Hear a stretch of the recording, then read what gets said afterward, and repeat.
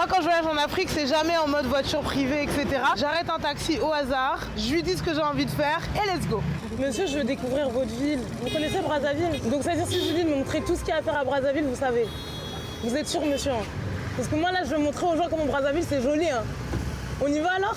Bon, ok, on y va alors. C'est bon, ils sont gentils ici. Je veux que les gens, ils apprennent dans le pays. Pas juste ils voient le pays, mais qu'ils apprennent des trucs du pays. J'ai fait mes recherches.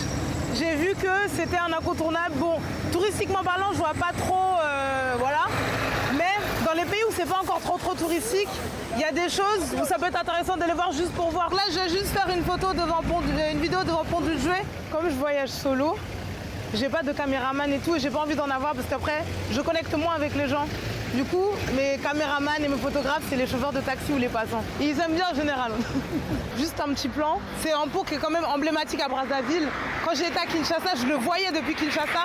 Donc je suis obligée de faire un plan, c'est rapide, 30 secondes. C'est ce qu'il me faut. Let's go. Hop. Perfect. J'y vais. Hein. Top. Yeah, so perfect. Perfectly perfect. À la fin du truc, si je me rends compte que j'ai assez d'images, bim, je monte.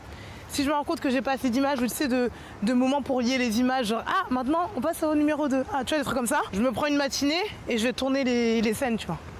Quand je voyage, évidemment, on va voir les beaux paysages, on va voir les monuments. Mais ce que j'aime bien, c'est vraiment voir aussi le Daily Life Africa, voir un peu la vie quotidienne, voir vraiment les gens du pays et pas juste les monuments vides, etc.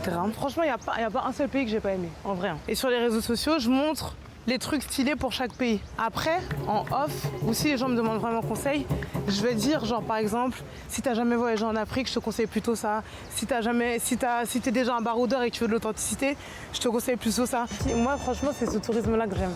Tu vois ce que je veux dire?